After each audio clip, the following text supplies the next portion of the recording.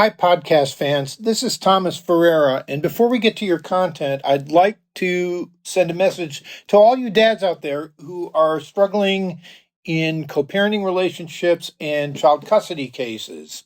I have a new training that's going to start this coming Monday, September 12th, and go for 5 days until the following Friday. This free training will help you with dealing with your co parent and with getting more time with your kids. It's called the From Torture to Triumph Challenge. Again, it starts on September 12th. And as a bonus, if you sign up now to save your seat, we will add you to our private Facebook page where we can lock arms with other dads that are going through the same thing. To get to the challenge, go to www.divorceuniversityonline.com/dads-custody-challenge. I look forward to seeing you there. Hello, you are listening to the Divorce University online podcast with your hosts, Thomas and Tammy Ferreira. Hi, I'm Tammy. And I'm Thomas. And today we are talking about a topic that any parent can relate to, which is the humbling experience of raising a child. And maybe I shouldn't say any parent. I mean, I guess if your child's maybe under 1 or 2, you might not have had this experience yet, but trust me, it's coming. Right. And this kind of came from, I was reading an article, a very depressing article about this group of kids that beat up an old woman and took her phone and stole her stuff. And I was reading this article and I thought, the parents of these children must feel like the most awful failures, you know? Yeah, it must be really, really devastating. Either that or they don't care, which might be true since since their kids are out beating up old people. Are out beating up old people, but I thought that was a shocking, and my first thought was, where are the parents? Yeah. Parenting isn't easy. It can look easy from the outside, especially if you haven't gone through the teenage years yet. Yeah. Let me just say, Thomas and I kind of had an experience of this in the very beginning. We each have 2 boys, which you may know if you've listened to the podcast for a while, but our children are 10 years apart. So it's sort of like 2 sets of siblings. And we, in the beginning, my children were 11 and 15, 2 boys. Thomas also has 2 boys, but they were cute. They were 1 and 2 at that time. And so, it was tough sledding with 11 and 15-year-old boys, especially bringing a guy into the house. And you have that whole male, chest puffing testosterone thing that happens between everybody. And so, she's got a lot of experience in that with all the men in her life. Lots of men. But training men. So Thomas and I, of course, were in therapy pretty quickly going into this situation. And I remember being at the therapist one time and just having this discussion about my 2 boys and some of the difficulties we were having and struggles. And Thomas was just really, kind of laying out for the therapist, like, oh my goodness, these are all my frustrations and blah, blah, blah. And the therapist said to him, Thomas, you have this idea of who your kids are going to be and how you're going to raise them and all those things. And then you have the reality. And at the time, Thomas's kids were still really young, 2 and 3, something like that. And so that reality and of the difficulty of parenting just had not quite set in for him. Because my kids were still cute. Yes, they were very, very cute. Fast forward to today, his children are 17 and 18, and my children are 31 and 27. So mine have made the full circle back into being a human being. And his are kind of on this precipice of being, difficult and not caring about their parents when they're that age. And their role is to individuate and all those kind of things. And so we were having a discussion about this yesterday and just about how hard it is, because a lot of times at this particular age, I think 15, 16, 17, 18, 19, you're trying to parent and you're trying to do things, but it just seems like you're beating your head against a brick wall because it feels like nothing is getting through. Yeah, I to get back to your story, I used to call Tammy's kids my practice teenagers. And I also, when she was talking, I had this thought that, what Anne was trying to do there, as much as I hate, and everybody hates this when the therapist does that, but they're trying to get you to reframe. Right. Because you're just so sure that you're right, And I'm mad, god darn it, and I don't want to reframe that's it. right. These kids are rotten kids. I don't know what she did to them, but they're screwed up kids. They're screwed up. And she was trying to get me to see that, look, if you're going to survive in this co-family, this blended family, Mm-hmm. My goodness, you're going to have to reframe the way you think about Tammy's kids. Right. So anyway, that's an aside. But the real humbling part was when my boys, well, one of them, started to not succeed in high school. Middle school. And yeah, in fact, it started in middle school. Yeah. It really did. Yeah. And throwing every parenting tool we have at it. Yeah. From sitting down with him every day to hiring tutors to meeting with all the teachers. Thomas even went to school with him every day for a period of time. Yeah. I mean, this child's lack of academic success has in no part been due to lack of effort or involvement on our part. We were definitely not complacent. I remember that he used to come into to our office while we were working in the evening and work with Tammy on his algebra. Mm-hmm. Because I'm the numbers person. Yeah, and and just teaching him how to do long division was difficult. Yeah. And we sent him to Mathnasium and all this stuff. Yeah, we did. But the main problem, I think, with this child is he has a negative attitude, and sometimes he would rather give up than fail. Right. Because if he gives up, I think it's his own volition. He has control over that. Yeah. I can just give up. Right. Whereas if he tries and fails, now it's on him. Right.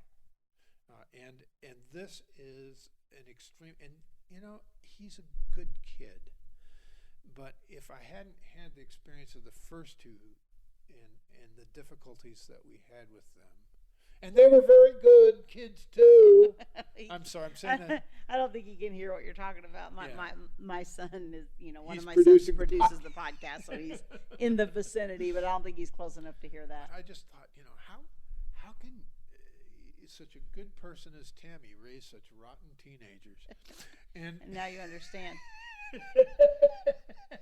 But what happens is if you don't have that frame of reference for, like for you said you have these practice teenagers, but if you hadn't had that, what happens is you start to feel like, where did I fail? Right. Where did I go wrong?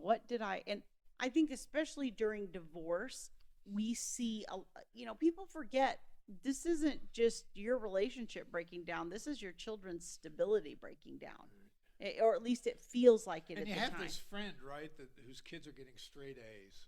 Yeah. It's like, screw you. Yeah, they're world beaters. Screw you. I don't want to hear any more about your straight A kids that are captain of the ball team. There are issues with those kids too. They're just different. Yeah, It's they're just just different. It's just different. That's an important point. Mhm. And I want to leave that because every family is screwed up. In some way. Every single Trust us. That judge that is sitting there on that high days that he sits on, or she, and she's criticizing your parenting. It's like, you just have to be the parent, and you need to step up to the. That person's family's all screwed up. Yes. I mean, we have seen the inside guts of hundreds. Dare I say we've crossed the threshold of 1,000 families at this point. Yeah. And so I would guess it is over 1,000 at this point. And I will tell you that I don't care if they're rich, if they're poor, if they're young, if they're old, if they have If their multiple kids are getting kids, straight A's, one kid, if they're if they're whatever. going to Harvard, It Yale. doesn't matter. Every single family is messed up in some way internally. They have their own things that they struggle Right. with. Johnny's an alcoholic, and Jimmy's, smoking weed and hiding it in his Backpack. yeah. Yeah, whatever. Sorry, I So- can't think of the word. Yeah. So, the reason I think this is important to know is because, when you go through a divorce and the children have this disruption, a lot of times, especially in younger kids, what we see is disruptive behavior. Right. And it can sort of feel like, oh my gosh, I'm failing this child. Right. And part of what happens in a divorce too is, like with Thomas's kids, where they were so young, they've gone back and forth 50-50 the entire time. And we can't control what's going on in mom's world, Right. You would love to. I mean, you'd love to be able to control what's Doing going on that right now. Yes. but you can't. And so you also have to recognize that you only have a certain amount of influence. Now, let me encourage you that your influence does matter and you can have a huge impact. But know that other parent is going to have some impact too. And so all you can do is try to have as much positive impact during your time and focus on that part of it. But at the end of the day, you're going to have a kid that struggles with something, whether it's academics, whether it's their self-identity, whether it's, their drug of choice is their relationships, or, Right. I had a child that, consumed large amounts of alcohol every time he would get out and drink with his friends, and different things like that. So it's not going to all go exactly according to your plan, because this is a child, an individual with its own Right. thoughts and ideas. Right, because I thought that I had a smart kid in this older one. I thought, well, he's going to be the valedictorian of that class. And You have talked about that since he was really young. Yeah, and it's like, I don't know if you've ever seen the movie Parenthood with what's the name, the comedian. As soon as I try to think of it, I can't think of it. Steve Martin and the Steve Martin character is the dad, and he's got all these. They do this like fantasy track of him thinking about his son giving the valedictorian speech, and then something bad happens with his parenting, or something happens, and his child misbehaves in some way. I can't remember what it was, and the fantasy shot goes to him being on the roof of a building with a rifle, shooting people, and I totally relate to that scene, because that's the way I've experienced my kids' childhood. And what's strange is that I know they're good kids. Right. But they do the stupidest things. Well, it's and honestly, if you haven't read a lot about this, you don't know a lot about child development. A person's brain is not fully developed until they're 25. Until they're 60. No, that's when it starts going the opposite direction. That's why you can't find the coffee. But but wow. Wow. But when they're put one on the side, give her a what do you call it, a mark on her, like that. But a child's brain doesn't fully develop until they're 25, and it's kind of interesting because I can remember when my son was about 22 or 23. I sometimes relay this conversation I had with my grandmother. Okay, my grandmother's from Kentucky, so she got her little southern accent. My grandmother raised 7 children. Okay, four girls and 3 boys. And I remember saying to her, Mama, that's what I called her, Mama. I said, Mama, I just don't know if this child is ever going to get it. I just feel like like such a failure. Like, Right. you know, he's 22, 23. I just don't know if he's ever going to get it. And so she said, well, about 4 more years. That's what she said to me. I said, so about 27? She said, yep, I find about 27, which is interesting. And because I then subsequently learned that their brain isn't done developing until they're about 25. And so that makes sense. And so it's like, we're expecting them to make, you know, they're for all intents and purposes at 18, they're an adult in society's eyes, right? Although most of them, at least this generation, isn't functioning as such. And then, you know, they hit different milestones like 21, and we keep feeling like they should be getting it, but the decisions are still a lot of times Right. all over the place, you know, and they change their mind and they're going to do this. And I remember my oldest son, you know, we live in San Diego County. He moved up to Orange County with a friend. That lasted about 6 months. He came back.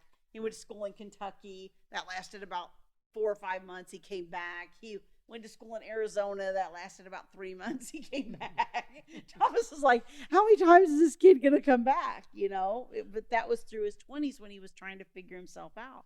Yeah, yeah, and I find it's very humbling to have kids, because the image that I have is not what turns out. It doesn't, and you know, part of it is, you know, my kids go back to mom's, and whatever is happening at mom's, I'll be charitable and say that she's not, you know, she has a different idea of how to parent than I do. Right. And so it's kind of like I often felt as they were growing up, like I would have them in my care for my week, and I would fix them up, and then I'd send them to mom's, and they'd come back all screwed up again. Right. Okay. And the temptation was to say, well, I'm going to go to court and ask for more time. Right. But the problem with that is that it probably would have caused other problems that we would have caused more problems than it would have solved, because part of the reason why my kids have been so resilient is that they have parents that by and large don't have conflict. Right. And there's not a lot of conflict in our relationship anymore. There used to be a lot of conflict. Right. But we have mastered that, and we have succeeded in changing that. Right. But I've kind of had to adjust, you know, because we all think we have great kids, right? Right. But really, the vast majority of us have ordinary kids. Right. Right. And ordinary kids do dumb stuff. Yeah. And sometimes they flunk out of high school. Well, and it sort of comes back to your own personal journey. You know, I think many people can relate to, you know, being young and, you know, what do you want to be when you grow up? You know, I want to be an astronaut. I want to be a professional ball player. I want to be a, when I was younger, I mean, I don't know. Rock star. Rock star. That was yours. I might be a little weird. Like, I had this vision of, like, you know, working on Wall Street and having this huge corner office in New York, and I can see that. All this kind of stuff. And so it's just don't let that go yet. It's probably a little bit different dream than most people had, I guess. But you know, you have those Divorce University Online Towers in downtown San Diego, like that. I think we could do that. So, you know, it's like you think you're special, and don't get me wrong, everybody is special in their own way and they have their own gifts.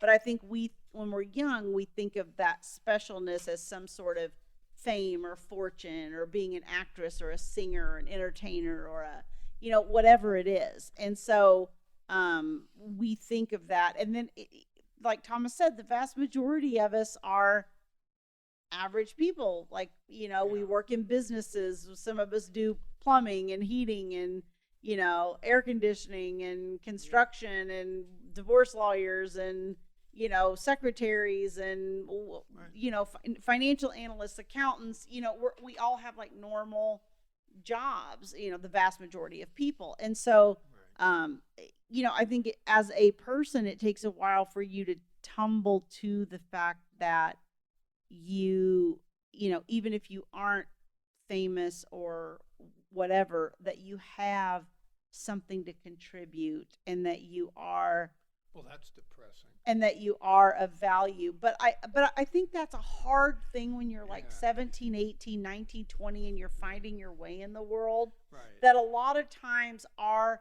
because you feel like you feel like giving up if you're not a superstar. right, because we have these huge visions, but the reality of it doesn't match. And I think that's why they bounce from thing to thing. And not every kid does this. Some kids are very type A.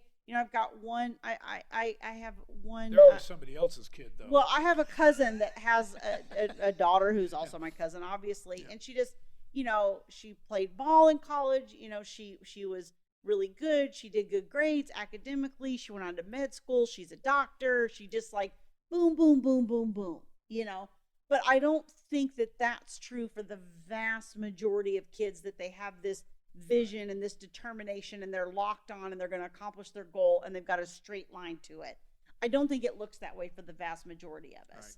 More of us are, okay, I'm going to go, like my son, I'm going to go to school in Kentucky. Oh, I didn't like that. It's too far away. I'm going to go to Arizona, and now I'm going to do this and do that. And what starts to happen, I think, is you hit a point where, especially if you do get married or have kids or any of those things happen along the way, you start to realize that family aspect is the most important thing to you. Right. And that career aspiration or whatever becomes a little bit secondary, and you start to try to structure your life in a way that works for your family. And that's when we get into that ordinary job or whatever of accounting and whatnot. But at 17 and 18, they haven't given up the dream of being Michael Jordan or Kobe Bryant or whoever. To shatter their dreams. No.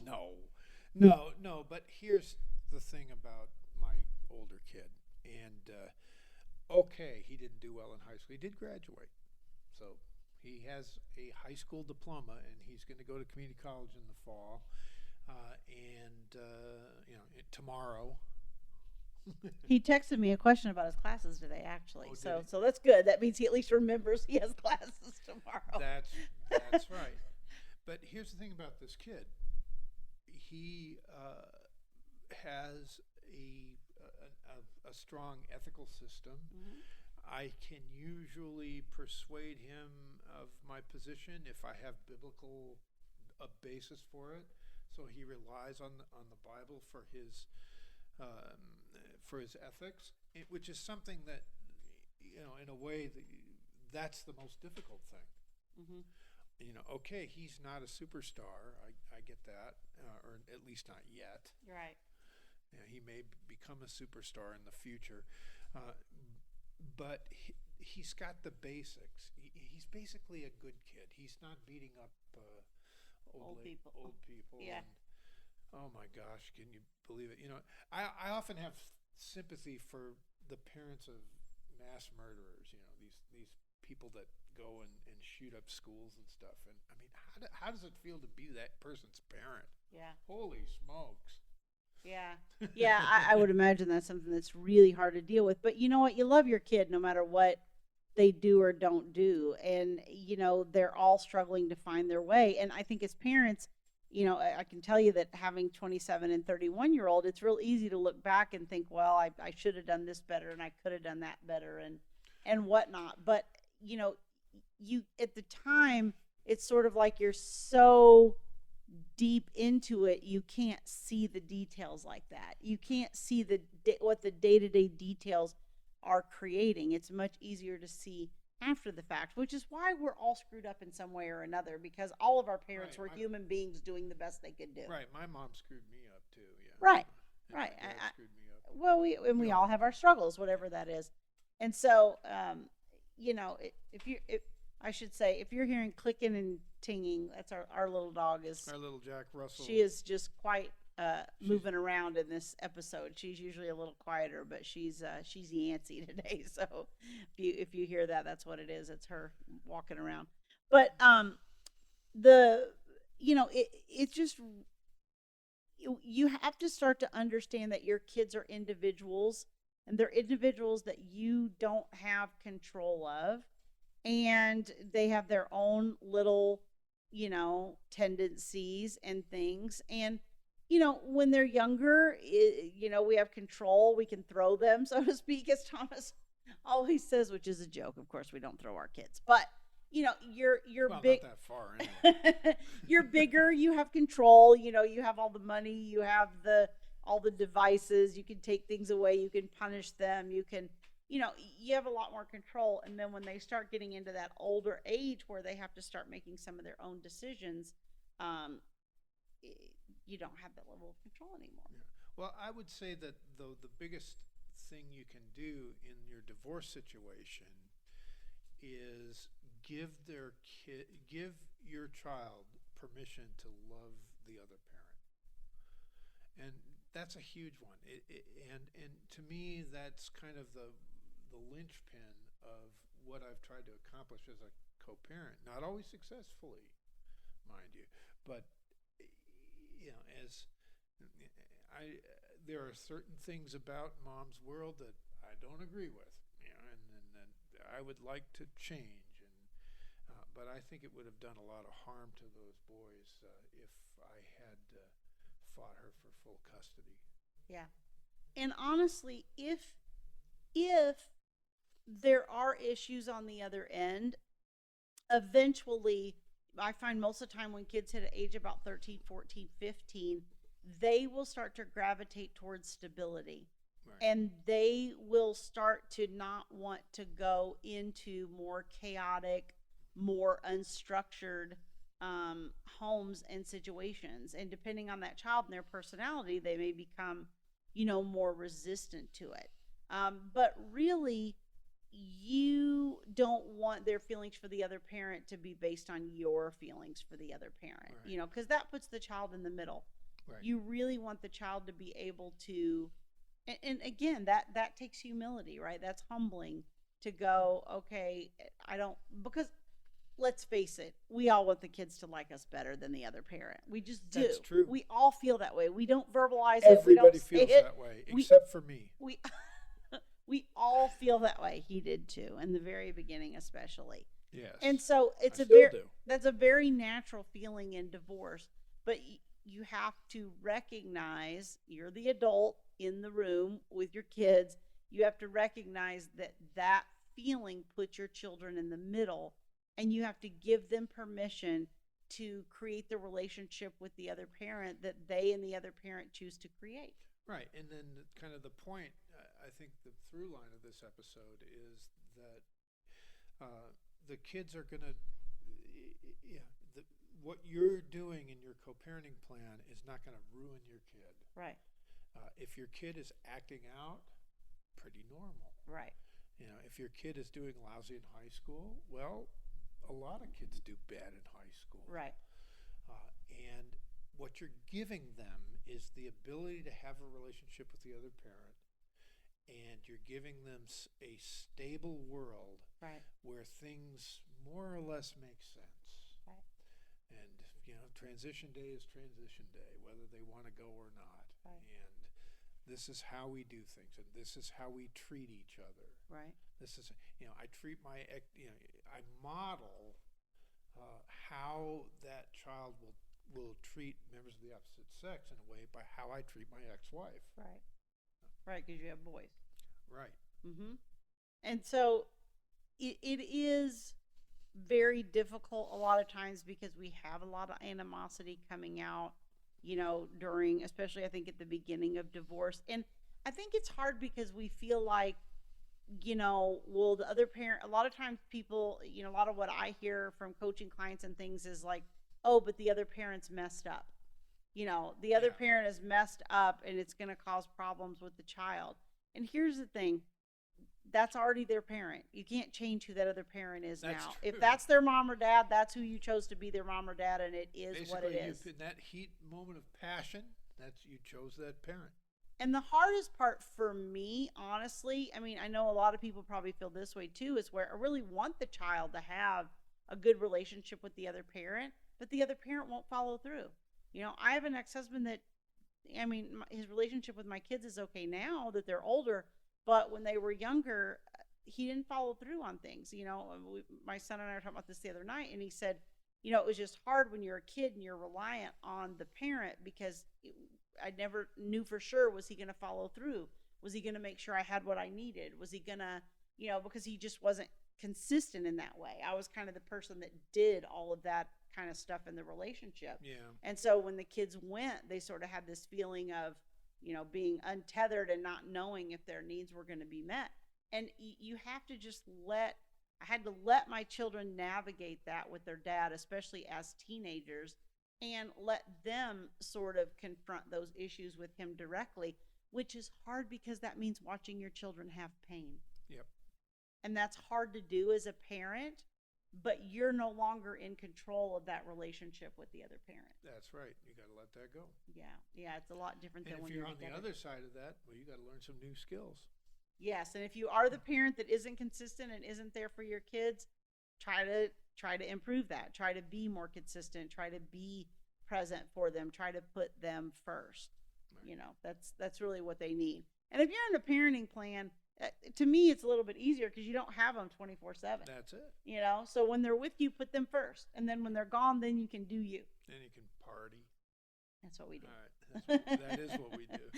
Anyway, so just know that you are having an impact on your kids in a positive way. They need you. Just by the fact that you're listening to this tells me that you're trying to do the best you can in this situation.